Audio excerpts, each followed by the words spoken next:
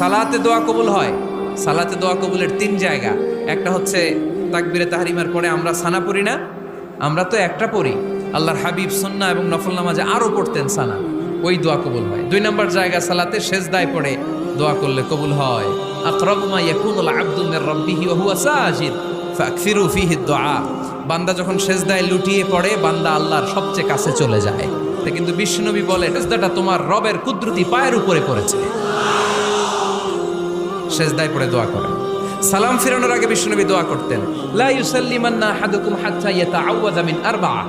আল্লাহর হাবিব বললেন, চার জিনিস থেকে পানাহ না আছে আমার কোন উম্মত যেন সালাম না ফিরায়। তারা যেন পড়ে, আল্লাহুম্মা ইন্নী আউযু বিকা মিন আযাবিল কবর, আউযু বিকা মিন আযাবি জাহান্নাম, আউযু বিকা মিন ফিতনাতিল মাহইয়া ওয়াল মামাত, আউযু বিকা মিন ফিতনাতিল মাসিহিদ দাজ্জাল।